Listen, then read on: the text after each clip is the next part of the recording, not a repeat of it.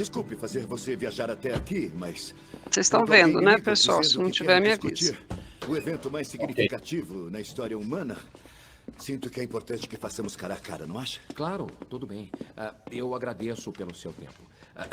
Então, minha estratégia de ataque é essa. O motivo das testemunhas terem visto Jesus depois do Calvário é porque ele não morreu na cruz. Porque se ele não morreu, não há ressurreição, correto?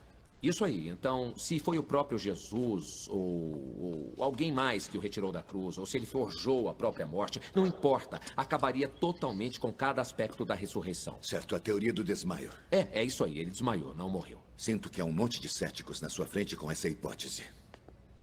Incluindo 1 bilhão de muçulmanos no mundo todo que também não acredita que Jesus morreu na cruz porque o Corão diz isso. Com todo respeito ao Islã, o Corão foi escrito 6 séculos depois de Cristo. Eu prefiro minhas fontes históricas, que é um pouco mais perto dos eventos reais. Eu entendo, mas o senhor não considera que é possível?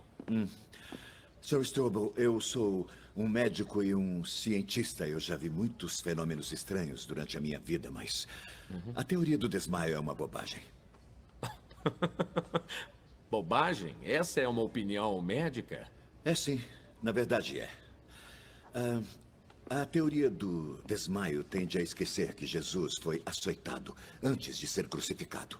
Sabe o que acontece no açoitamento romano? Claro, a pessoa era chicoteada, não é isso? Não chicoteada. Espancada e golpeada com selvageria.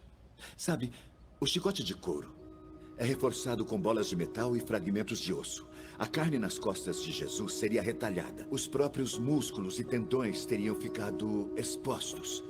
Apenas o açoitamento teria deixado Jesus em condições críticas pela grande perda de sangue. É por isso que ele desmaiou com o peso da cruz que os romanos o fizeram carregar pela cidade. Tá certo. Então é possível que Jesus tenha sobrevivido ao ser pregado na cruz. Sim, ele poderia sobreviver, mas isso é pouca coisa comparada ao que acontece depois na crucificação. Uma morte lenta e agonizante por asfixia. Venha comigo. Bom, o estresse nos músculos peitorais de Jesus teriam travado seus pulmões na posição de inalar. Então, para deixar a respiração sair, ele teria que se curvar, usando os pulsos e pés perfurados, raspando suas costas dilaceradas contra a madeira da cruz, depois soltar o corpo novamente para poder respirar. O que ele teria que fazer várias e várias e várias vezes, até que a exaustão tornasse isso impossível e, inevitavelmente... Ele morreu, em teoria, mas vamos lembrar que esses soldados não eram médicos, não é? Então, talvez tenham tirado ele da cruz e acharam que ele estava morto, mas de fato não estava. Não, claro que não eram médicos, eram matadores profissionais. E eram realmente bons em seu trabalho. Tinham que ser. Se um prisioneiro escapasse, vivo, eles mesmos seriam executados. Sr. Strobel, a crucificação de Jesus é um dos eventos mais certificados do mundo antigo. E se quiser encontrar uma agulha em um palheiro, a teoria do desmaio é essa. Quando os soldados fincaram a lança entre as costelas de Jesus, sabe o que saiu? Sangue e água. Que agora sabemos é a descrição de um derrame pericárdico como resultado da morte por asfixia. É uma condição que ninguém poderia forjar. Então, para responder sua pergunta, sim, é minha opinião médica que Jesus Cristo morreu na cruz. Com licença, doutor. Um momento. Mas eu tive um problema sério com a maioria dos peritos com quem eu conversei. Que é? A maioria deles não foi imparcial. E se eu fosse dar um palpite, eu diria que o senhor também não está sendo. E estaria correto, senhor. Mas eu aprendi que a maioria dos imparciais que passam por essa jornada raramente permanecem assim. No entanto, eu posso indicar uma das mais imparciais fontes que eu conheço. O senhor confiaria no jornal da Associação dos Médicos Americanos? É claro, é um grande jornal científico, eu tenho que admitir isso. Sobre a morte física de Jesus. Claramente, o peso das evidências médicas e históricas indicam que Jesus estava morto antes do ferimento na lateral do tórax. Consequentemente, interpretações baseadas na presunção de que Jesus não morreu na cruz parecem estranhas diante do conhecimento médico moderno. Doutor, eu devo admitir, o senhor não está me dizendo o que eu esperava ouvir hoje. Muito bom. Queria ouvir um pouquinho vocês. O que vocês acharam?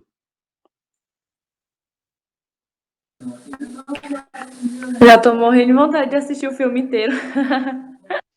Ele é muito bom mesmo, né? E acho que eu fiquei pensando assim, algumas pessoas que eu conheço, né, que são pessoas bem cultas, tal, mas que tem uma teoria meio agnóstica, né, que é aquela teoria de que não digo nem que tem, que existe ou que não existe, até que alguém comprove cientificamente, né?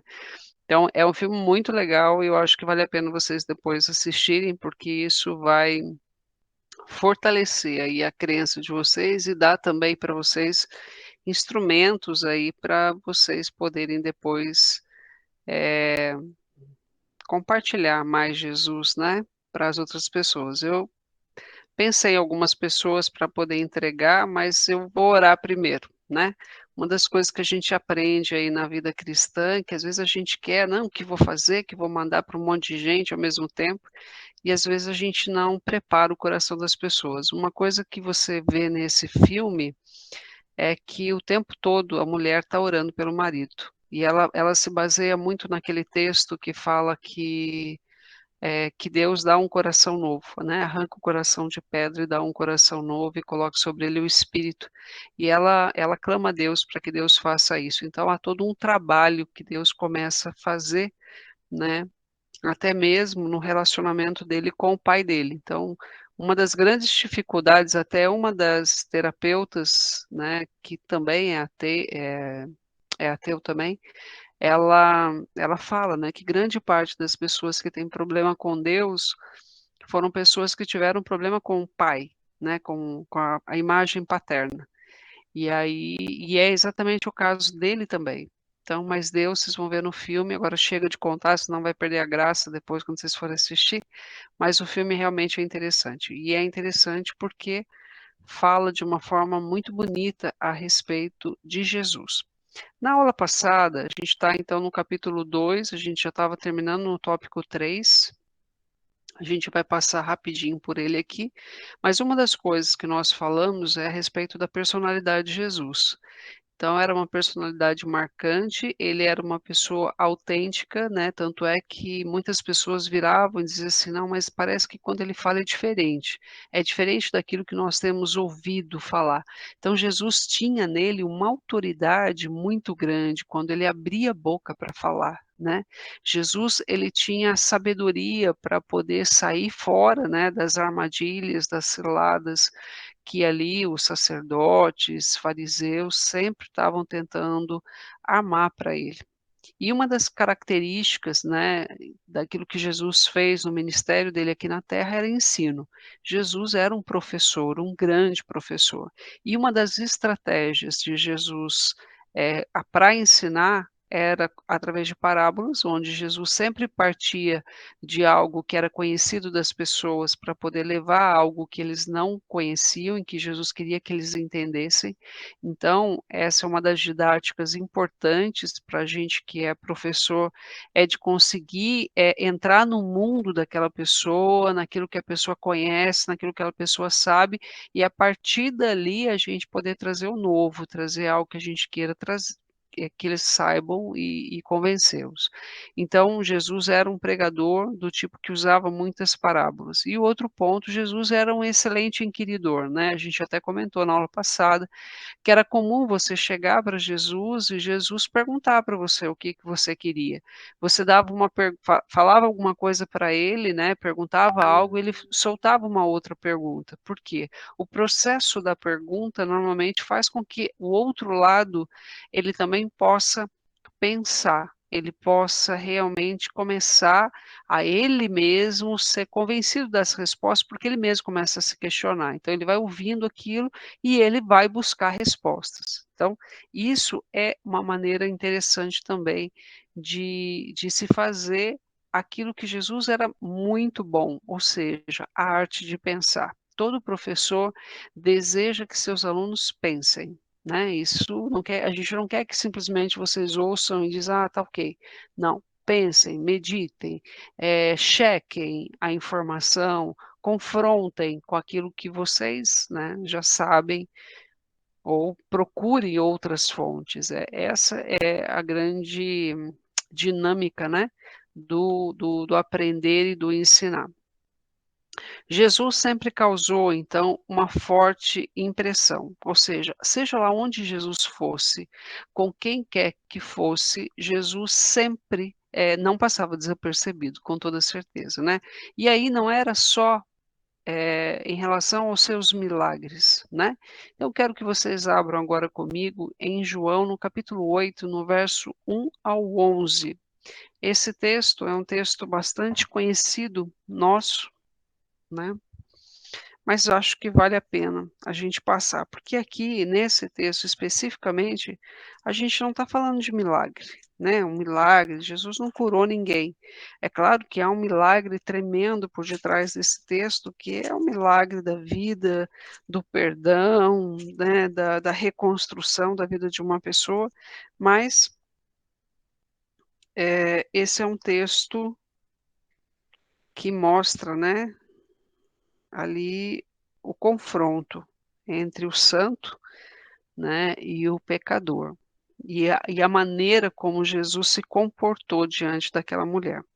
Então, no verso 8, capítulo 1, no capítulo 8, no verso 1, diz assim: Jesus, porém, foi para o Monte das Oliveiras.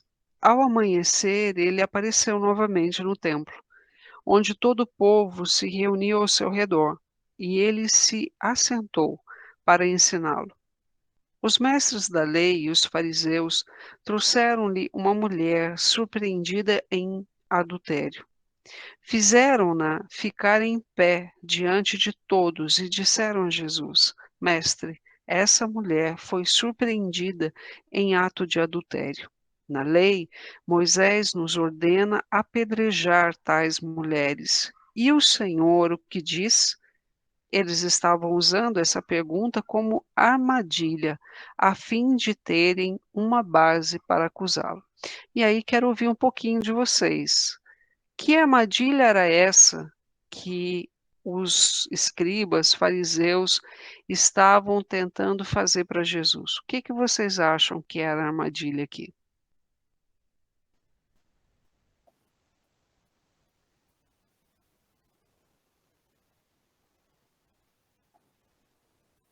Tá, mas em que sentido? O que que eles estavam tentando fazer? Vamos imaginar, você está tentando dizer para, você está dizendo que nesse caso, Marco, eles estavam querendo mostrar que Pode Jesus passar, poderia não? entrar em contradição, é isso? Queriam colocar Jesus em contradição. Mas Eles, que contradição? Vamos pensar assim, o eles que que queriam que Jesus Jesus tinha. falasse, não, então apedreja, vai, pode apedrejar. Mas o que, se Jesus falasse assim, ok, cumpram a lei, porque aquilo que os fariseus estavam dizendo, os escribas estavam dizendo, era algo que estava escrito na lei. Porque é fato o seguinte, aquela mulher tinha sido pega no ato, então não tenha dúvida, né, mas será que, né, então, nada disso, ela realmente estava no pecado. E a lei realmente falava, apedreja. Então, vamos pensar o seguinte, se Jesus dissesse, não, apedreja, ele estaria errado? Não, estaria errado conforme o tempo. Então, de que forma isso seria uma armadilha para ele? Porque Jesus é o amor de Deus, né? Aí ele estaria. Eita, mas essa aí tem uma afirmação difícil, Marco, porque Jesus disse assim: Eu não vim remover a lei, eu não vim tirar nem sequer um tio dela, muito pelo contrário. Ai daquele que acrescentar ou tirar algo da lei. Eu vim cumprir a lei, né? Porque vocês homens, né, de fato, isso aí já eu estou completando aqui, vocês não são capazes de cumprir a lei, por isso que a lei ela traz a morte, porque você olha para ela e diz assim: "Puxa vida, eu estou perdido", né, ela só servia para mostrar, mas ela não tinha poder para fazer com que você conseguisse cumpri-la. Mas Jesus diz: "Eu vim cumprir a lei", e nós sabemos que foi exatamente isso que ele fez, ele veio cumprir ela. Então,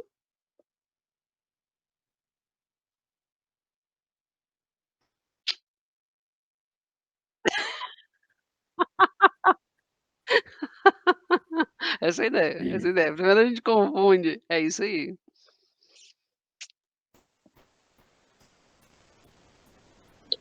Eu tô confusa também. Vamos lá, Priscila. Wesley, Ó, diz pra mim o eu, que você acha. eu não Na sei, época, mas... Fala aí, ué. na época eles estavam tentando pegar Jesus na contradição, porque se ele fosse contra a lei, ele ia contra a palavra dele. E se ele também não perdoasse, ele também iria contra a palavra dele, né? Eles estavam tentando pegar Jesus mais ou menos nisso. É exatamente aí, né? Exatamente o que a Bruna também tinha comentado.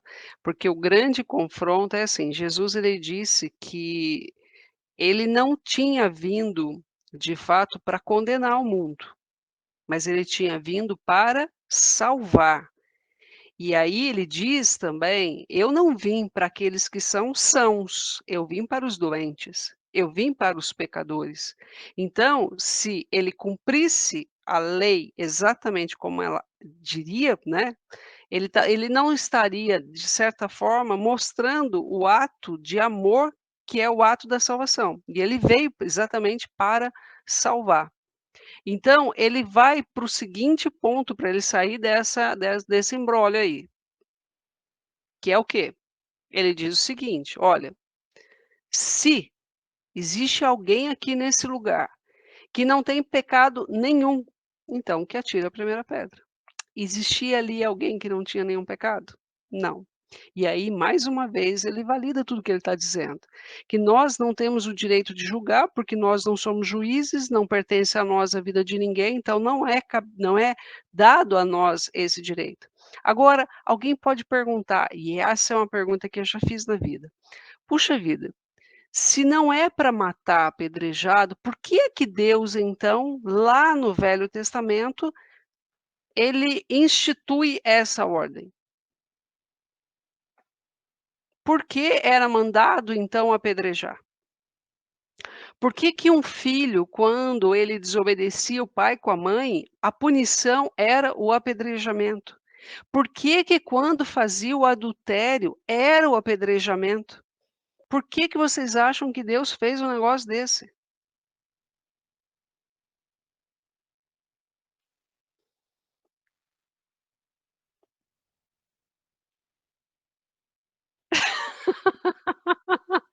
Eu tô percebendo aqui um padrão de comportamento, Marco. Todo mundo espera você falar primeiro.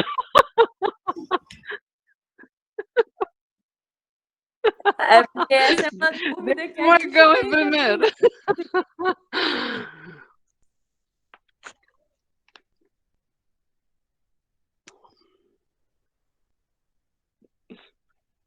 Não, Deus é não, não, não. E aí, legal, é bom você ter falado esse aspecto, porque eu acho que todas as vezes que a gente entra numa encruzilhada dessa, a gente só tem que parar e pensar o seguinte: não, pode ser qualquer coisa, menos que Deus é ruim. Pode ser qualquer coisa, menos que Deus é mau. Deus é bom. Então, se Deus é bom, agora vamos repensar de novo o conceito. Existia uma lei no Velho Testamento também, né, que era olho por olho e dente por dente. Ou seja, se você desse um tapa na cara de uma pessoa, a outra pessoa tinha o direito de dar um tapa na cara daquela outra pessoa também, mas era até ali. Ou seja, tudo que Deus fez no Velho Testamento, dentro da capacidade humana, né? Porque, veja, quando nós falamos que ao longo da história do mundo, entre o relacionamento entre Deus e o homem, nós chamamos de dispensação. Então, nós saímos da dispensação da inocência, que é quando Adão e Eva estavam lá no Jardim do Éden, sem ter pecado ainda. Depois nós passamos para a dispensação da consciência, quando eles pecaram. Depois nós passamos para a dispensação aí dos patriarcas, e depois da lei, e aí nós entramos numa outra dispensação. Mas o que que é a dispensação, então? A dispensação sempre está associada a um tempo, a um período, onde Deus tem um método. Então, eu costumo dizer, dispensação está muito relacionado a como Deus podia, e não como ele queria, mas como ele podia se relacionar com o ser humano. E ali é a forma e a didática que Deus foi trabalhando com eles. Então, se no Velho Testamento o Espírito Santo de Deus não era derramado sobre todas as pessoas, só sobre algumas pessoas, alguns líderes que Deus conseguia ali pescar, preparar para poder ir conduzindo. Então, Deus começa a colocar limitações. Então, essa lei, por exemplo, do olho por olho, dente por dente, é como se Deus dissesse assim, filho, você só vai poder bater, se um bater em você, você só chega até ali. Você não pode ir além daquilo, porque naquela época também a maldade já era muito grande. Então, se você dava um tapa na cara de uma pessoa, estava matando, sei lá. Então, é uma forma de Deus limitar a maldade humana. A outra forma, como aqui o caso, por exemplo, do adultério. Por que é que Deus, ele punia de uma forma tão severa o adultério? Por que que ele punia tanto, de forma tão severa, vamos pensar assim, um filho rebelde? Porque era uma forma de Deus colocar tanto apreensão e medo nas pessoas para limitar. Porque eu vou lhe dizer uma coisa: não existe coisa que destrua mais um casamento do que um adultério. E o que é que nós vemos nos dias de hoje? Muitas famílias, e às vezes até famílias dentro da igreja, que enfrentam problemas de adultério. E você sabe o que acontece no adultério? Adultério, você quebra a aliança. Para Deus, uma coisa extremamente importante. Então, quando Deus punia com a morte, é porque ele estava querendo mostrar para as pessoas o seguinte: quando você permite o adultério dentro do seu casamento, você trouxe um espírito de morte dentro do seu casamento. Você expõe os seus filhos a toda sorte de perseguição demoníaca. Então vocês percebem que, espiritualmente falando, o adultério, ele é algo gravíssimo para a família. Então, como é que Deus fazia a erradicação daquilo? Era punição da morte, porque Deus queria que de toda forma aquilo fosse evitado. Quando o filho, por exemplo, é rebelde, veja, gente, existe uma lei que Deus está destituindo, né? Honra teu pai e tua mãe, e todos os teus dias serão longos aqui na terra e bem-aventurados aqui na terra. Quando Deus instituía com a morte, era para causar o quê? O receio, o medo. Eu não posso desonrar meu pai e minha mãe, porque senão eu vou trazer o quê? Morte para a minha vida, eu vou morrer. Agora, eu vou lhe dizer uma coisa: hoje em dia, quantos seres humanos, quantos adultos hoje sofrem uma vida de derrota, de bloqueio espiritual, por quê? Porque até hoje desonram o pai com a mãe. Percebam que as pessoas lá no Velho Testamento, não conseguiriam ter essa visão e esse discernimento espiritual. Então Deus simplesmente dizia assim: é a mesma coisa que você faz para sua criança de 3, 4 anos, não sei, onde você, quando ela vai colocar a mão no fogo, você vai lá, dá um tapa na mão dela, você arranca ela de perto do fogo, você coloca lá uma proteção no buraquinho lá da eletricidade, por quê? Porque não sabe, né? Então você vai lá e protege, você defende. Tudo aquilo que Deus fez lá é uma forma de defesa e de proteção. Veja que Deus é amor e Deus cuida. Só que naquela época, sem o Espírito Santo, a única forma de Deus segurar aquele povo e impedir que eles se destruíssem era dessa forma. Você vê, por exemplo, no livro de Esdras, a gente fica meio assim atônito quando Esdras está fazendo uma restauração espiritual lá naquele povo e ele descobre que existem muita gente que se casou com mulheres que não eram da tribo de Israel.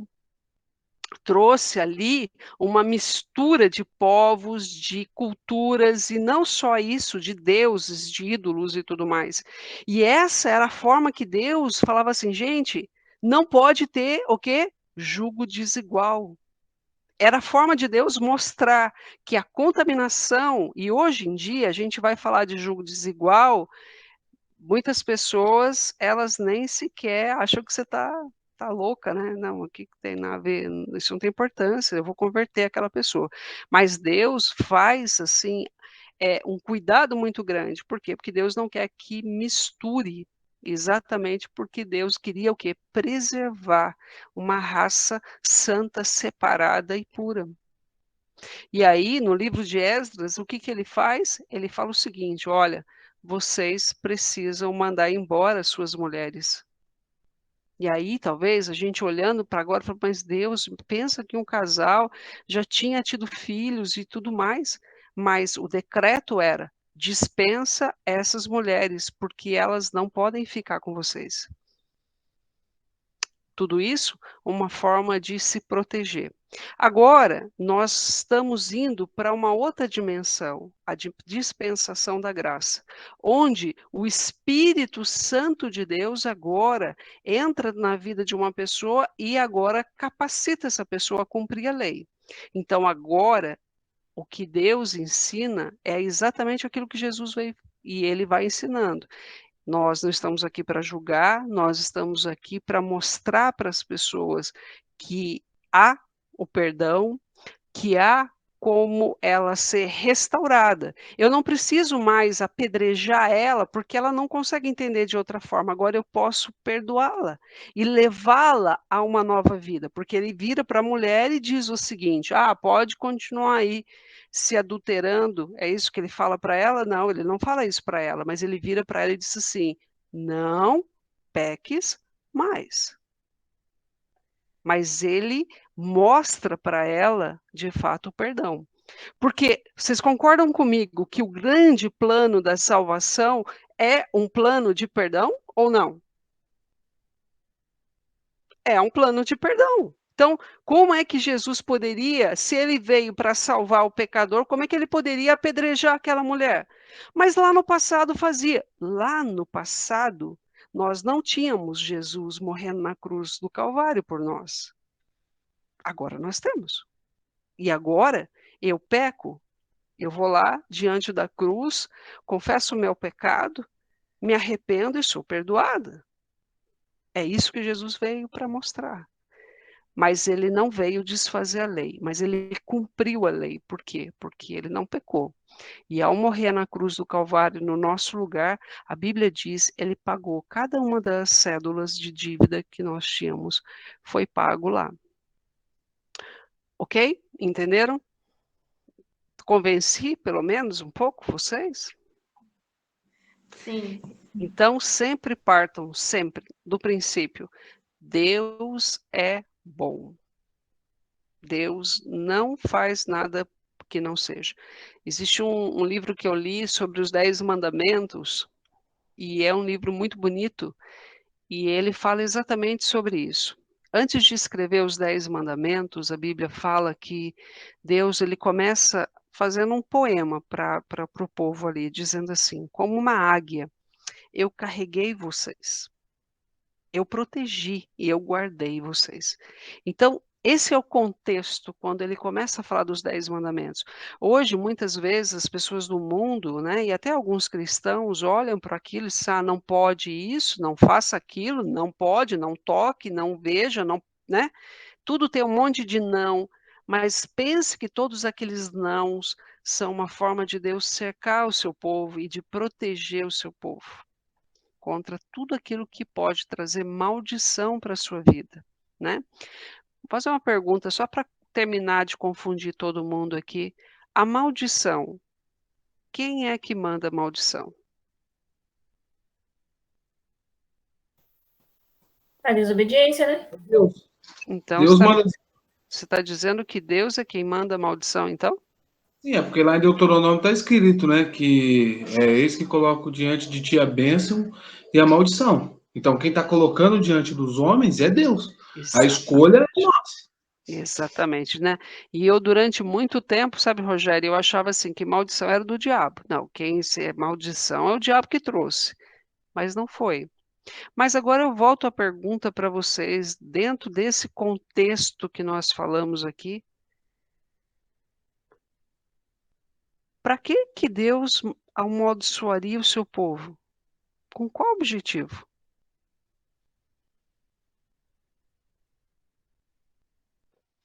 Mas ele só amaldiçoa quem é desobediente. Mas por quê? Provavelmente, Então, vamos pensar o seguinte: você fala assim, não, eu amaldiçoo os seus filhos com qual objetivo? Ah, não, porque eles são desobedientes. Beleza, é por isso mesmo. Mas com qual propósito que ele faria isso? eu entendo que é para o homem recorrer a ele. Para que o homem se arrependa, para que o homem sinta dor e esse homem se volte e diz: não, eu não posso continuar nessa vida miserável, eu preciso mudar e eu preciso voltar ao meu Deus. Quem aqui já leu o livro de Juízes? Eu já li alguma coisa. Já li também Alguma algumas coisas. coisa, mas que coisa feia, gente. Já li alguma coisa. Não, mas como é que pode? Já li alguma coisa. Tem que ler o livro inteiro. Ah, não Não, pode. eu Não, já não, não, li não, não, inteiro. não, É não, que, não tipo vem assim, com desculpa, não, Rogério. Vem com desculpa, não, porque você falou já li alguma coisa. não é isso. É que assim, eu pego para ler, eu leio aleatório, sabe? Eu não, igual muitas pessoas pegam a Bíblia para ler, leio inteira. Eu não leio É. assim. A E forma que quantas Deus vezes quer. você já leu o livro de Juízes? Então, eu não Ah, conto. então, tá me Eu enrolando, gente. simplesmente Tá me não, enrolando. eu pego a Bíblia. Tem que ler. Oxe, Rogério, tem que ler o livro inteiro. Se a senhora chegar na pergunta, talvez eu possa responder, entendeu? É por isso que Tá certo, tá falar certo. assim, eu Mas li. vamos lá. Então, se você lê o livro de Juízes, diga para mim então, Rogério, qual é a característica do livro de Juízes? É Que falar você, dos. não, se você pegar cada uma das histórias, existe ali um ciclo. Qual é esse ciclo? Porque ela se repete. Qual é o ciclo? Ou tá bom, esquece essas palavras-chave que eu estou usando aqui, que pode ser que você tenha outra, mas me diga, qual é a visão do livro de Juízes que você tem? Fala para mim. Eu acho que era Deus tentando disciplinar o povo na época lá, os reis lá, e o povo pagava o preço muitas das vezes por causa daquilo que as suas autoridades faziam de errado e o povo sofria as consequências. Era mais ou menos assim que eu entendi. Legal. Alguém mais tem alguma visão diferente do livro de Juízes aí? Pastor, na verdade, assim, o que eu entendo, né?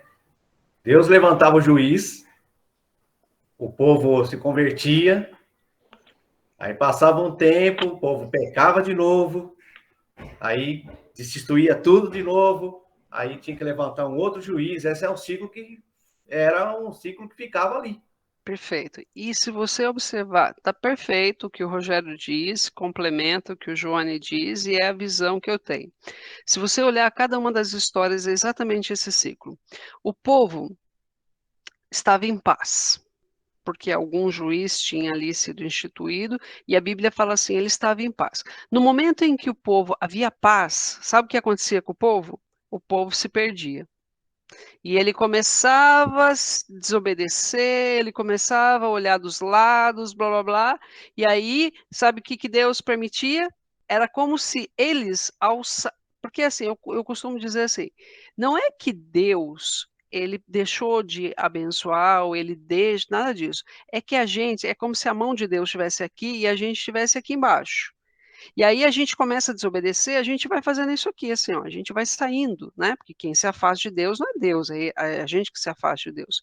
E aí o que que acontecia quando o povo começava a fazer tudo isso? Vinham os povos inimigos e começava a entrar, perseguir, judiar, escravizar. E aí o que que acontecia? O povo se lembrava de Deus de novo e começava a clamar, clamar, clamar, e aí então Deus vinha. Colocava um libertador ali, vencia aquele inimigo. Quando tudo estava bem de novo, o povo começava a repetir o ciclo, começava a se desviar de novo. Então, a gente percebia que as maldições ou os povos que entravam para poder criar aquela situação, muitas vezes, de perseguição, de levar preso, cativo e tudo mais, era algo que Deus havia permitido que entrasse, que acontecesse. Por quê? Porque aquela era a forma do povo se voltar a Deus. Então, a maldição é mais ou menos como se fosse um remédio. Quem é que gosta de tomar remédio? Ninguém. mas o remédio vem para produzir o quê? Aquilo que precisa ser curado naquele momento. E aí, então, é o que a gente percebe. Mas nós podemos viver sem maldição? Sim, por favor, né? Basta fazer o quê, então? Obedecer. Agora, vou fazer mais uma pergunta, e aqui eu fecho o assunto das perguntas, porque eu estou tentando provar aqui, Marcão, que essa técnica de Jesus de ser inquiridor era a arte dele de ensino, ok? Então, se Jesus estivesse aqui, pensa o nível de pergunta que ele ia estar fazendo para nós. Vai pensando. Então, uma das coisas que é muito importante a gente entender dentro do conceito, né, que a gente está aqui estudando, de como que Deus ele trabalha na vida do ser humano, de que forma que o perdão ele é instituído, né? É assim que Deus então vai moldando você. E ele vai sempre trazendo para você, às vezes, situações onde você possa ser aperfeiçoado, onde você possa ser liberto. O apóstolo Paulo, lá no livro de Romanos, ele chega a discorrer do seguinte ponto, e olha que para chegar na estatura do apóstolo Paulo, mas em Romanos capítulo 5, no verso 3, ele fala assim, porque nos gloriamos nas tribulações. Porque as tribulações produzem em nós paciência. E a paciência é capaz de produzir em nós a experiência. E a experiência produz a esperança. E a esperança não traz confusão, porque o amor de Deus é derramado em nossos corações. Então a gente observa o seguinte, que as mesmo as maldições é um remédio, muitas vezes, para que uma pessoa ela possa, através do sofrimento, se voltar a Deus e se arrepender dos seus pecados. E aí, a maldição sempre, pessoal, está associado também a legalidades que nós damos ao inimigo. Então, de alguma forma, nós damos brecha, abertura, Deus permite, é claro, porque Deus também não consegue e não pode se negar naquilo que ele diz, e aí, então, nós precisamos fechar essas legalidades que nós damos para o inimigo entrar, nos arrependemos, quebrarmos o jugo da maldição, para que Deus, através da obediência, possa nos abençoar novamente. Tá claro isso, pessoal? Professora, Oi? e aí me faz lembrar, não sei se está correto, em Provérbios, né? O temor do Senhor é o princípio da sabedoria, né? Então, desde muitos anos atrás, o Senhor sempre quis colocar o temor, né? Não como um Deus vilão, um Deus mau, mas para que o povo viesse a ter temor, porque quando a gente tem temor a Deus, a gente vai pensar antes de fazer, né? Então, eu vejo assim por esse lado, e isso acontece até hoje, não é? Mas o temor aí, você está correta, eu acho que Deus, ele busca sim, mas hoje, né, a palavra temor para nós, ela não tem mais a conotação de medo. Lá no Uhum. Velho Testamento era do tipo medo Sim. mesmo, medo de ser apedrejado, medo de morrer, mas hoje a Hoje é conotação de quando nós falamos de temor é muito mais uma reverência, uma respeito, questão de né? respeito, né? Mas por que isso hoje, Priscila? Porque hoje nós temos o Espírito Santo. O Espírito Santo consegue quebrantar o nosso coração, consegue nos fazer ver coisas que lá o pessoal daquela época não tinha condições de ver. Eles não tinham condições de entender, eles nem tinham o Espírito Santo. Às vezes eu vejo, às vezes eu mesmo, né, já critiquei aquele povo todo lá, mas depois eu fico pensando, eu que tenho o Espírito Santo de Deus também, às vezes fico, né, às vezes balançando aqui e questionando aqui. Imagine aquele povo que não tinha, né? Então, são coisas que a gente precisa também ponderar, né? Então, no livro de João 1:11 que a gente acabou de ler, é uma cena lindíssima de ver, assim, a maneira como Jesus, ele conseguiu sair fora das ciladas, ele não ele se permaneceu firme em todas as suas convicções, né, em tudo aquilo que ele realmente estava pregando, acreditando. Os homens que estavam ali não conseguiram fazer nada contra aquela mulher, nem contra Jesus, mas cada um foi ali jogando no chão as suas pedras, né, e foram embora. Né, e Jesus vira para aquela mulher e diz assim: ninguém te condenou? E aquela mulher diz: não, Senhor, ninguém me condenou. E ele diz: eu tampouco. Então aqui fica só também a dica aqui para nós, né? Como nós, às vezes, nos achamos no direito de condenar. O mestre nos ensinou muitas e muitas e muitas e muitas vezes. Nós não temos esse poder, nós não temos esse direito de condenar. E aí, a partir dali, ele também adverte, porque Jesus ele não passa a mão na cabeça de pecador nenhum também, né? Então vá, mas não peque mais, não faça mais aquilo. Olha que cena linda essa, né? No sentido de mostrar o ministério de Jesus e a maneira como ele está olhando para mim, está olhando para você também, né? Mesmo diante dos nossos pecados, tudo mais, Jesus está dizendo: olha, você não precisa ficar assim, você pode simplesmente, eu te perdoo e você pode, de fato, mudar de vida, né? Isso é o grande ensino de Jesus e é lindo a maneira como ele impactou aquele momento e mudou a vida daquela mulher. Quero que vocês abram agora João no capítulo 12, no verso 3. Nós vamos ler mais um texto bíblico que fala também, não fala diretamente de um milagre, né, propriamente dito, mas fala de uma das cenas assim mais lindas que tem na Bíblia. Ele diz assim, vamos começar desde o verso 1, fala assim: 6 dias antes da Páscoa, Jesus chegou a Betânia, onde vivia Lázaro, a quem ressuscitara dos mortos. Ali prepararam um jantar para Jesus. Marta servia, enquanto Lázaro estava à mesa com ele. Então, Maria pegou um frasco de nardo puro, que era um perfume caro, derramou-o sobre os pés de Jesus e os enxugou com seus cabelos. E a casa encheu-se com a fragrância do perfume.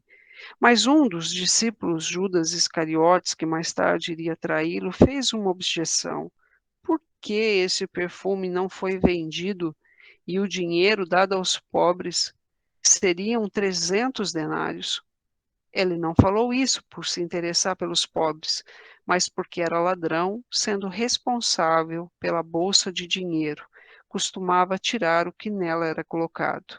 Respondeu Jesus: deixem-a em paz, que o guarde para o dia do meu sepultamento. Pois os pobres vocês sempre terão consigo, mas a mim vocês nem sempre terão. Amém? Muito bem. Então, pessoal, acho que daqui a pouquinho vai vencer a nossa aula aqui. Se cair, Wesley, você faz outra aula para nós? Mas vamos voltar aqui agora nesse texto. De que forma vocês poderiam dizer que essa cena aqui é o comportamento? Vamos pensar no comportamento de Jesus daquela mulher. O que mais chama a atenção de vocês?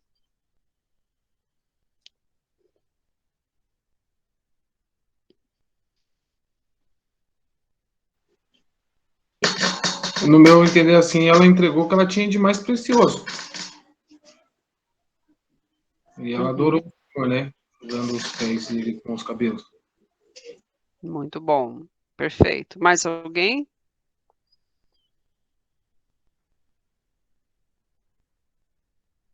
Desde sempre. O cara já botava a mão na bolsa já faz tempo, né, Marcão? É isso aí.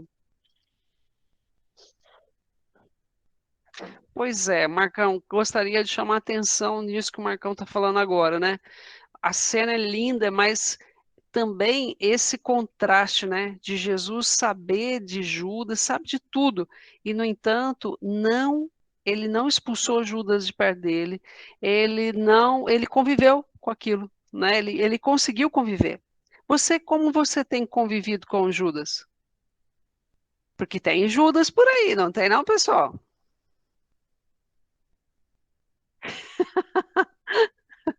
Se tem. Ela é muito forte, né, Marcão? Ela é muito forte. Puxa vida, né? Porque a gente tende a se afastar do Judas, a gente tende a brigar com Judas, né? Mas Jesus conviveu com Judas, né? Até a Santa Ceia, né? Lá no final, ele esteve com Judas e quando Judas vai até ele, ele permite que Judas lhe dê um beijo, né? É impressionante a atitude de Jesus. Então, essa personalidade, pessoal, ela é ou não é muito marcante? Ela é Sim. muito marcante, né? Sim. Ela é muito forte. E aí eu fico pensando, né? Como é que é a personalidade minha e sua? Somos pessoas assim também? Que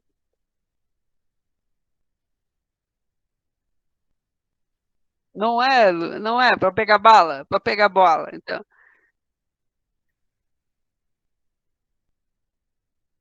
é isso mesmo, Marcão, é isso mesmo.